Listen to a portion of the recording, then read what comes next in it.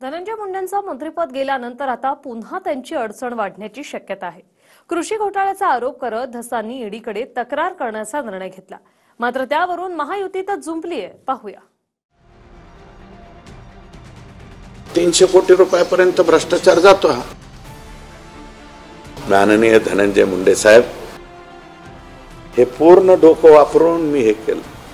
कृपया माझ्या प्रश्नाचे उत्तर द्या आणि कागदावर लढा आता चालू होऊ द्या। कागदावर लढा होऊ द्या म्हणत धनंजय मुंडेंच्या कार्यकाळात 300 कोटींचा कृषी घोटाळा झाल्याचा आरोप धसांनी केला होता आणि आता धस थेट ईडीकडे जाणार आहेत, पण त्यावरून महायुतीतच खटके उडतायत।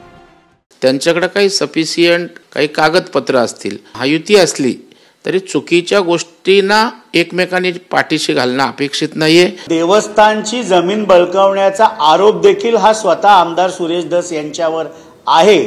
त्यामुळे आष्टी तालुक्यातला आका कोण आहे हे चित्र देखील आता महाराष्ट्रासमोर येत आहे। धसांच्या आधी 200 कोटींच्या घोटाळ्याचाच आरोप सामाजिक कार्यकर्ता अंजली दमान यांनीही केलाय।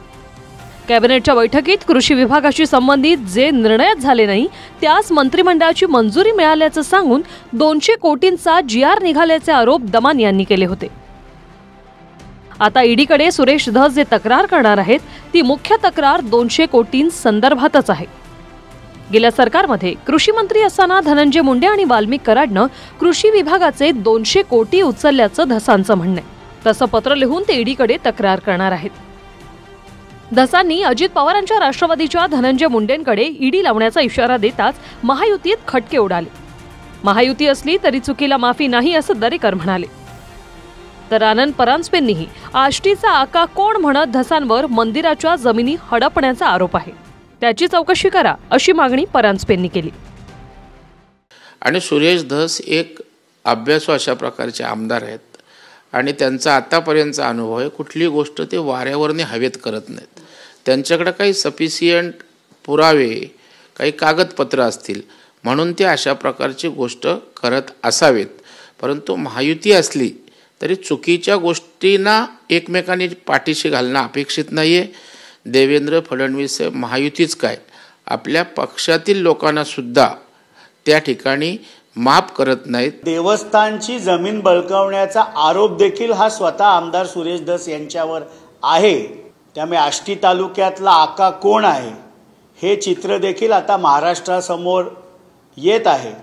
आणि मराठीमध्ये आपल्या एक म्हण आहे की लोका शिकवे ब्रह्मज्ञान आणि स्वतः कोरडे पाषाण। त्यांच्या आजूबाजूच्या कार्यकर्त्यांचे व्हिडिओ यायला लागलेत, त्यावेळी मात्र ते गप्प आहेत, कुठली प्रतिक्रिया देत नाहीत। ही देखील एक शोकांतिका आहे। नॅनो युरियासह कृषी साहित्य खरेदीत धनंजय मुंडेंनी घोटाळा केल्याचा आरोप दमान यांचा आहे। आता धसांनी ईडीकडे जाण्याची तयारी दर्शवल्यानं जुन्या फाईलीही बाहेर येतील।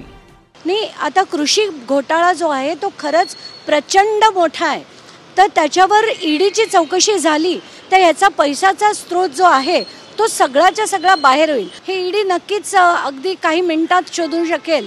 मला असं वाटतं ईडीकडे ही चौकशी गेली अति उत्तम झालं।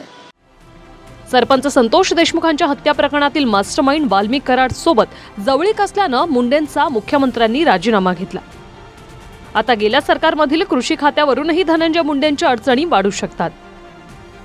Bureau report TV9 Marathi.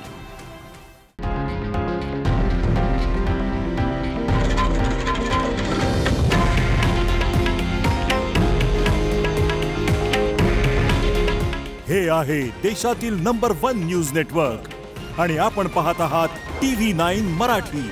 काळजी तुमची, हित महाराष्ट्राचं।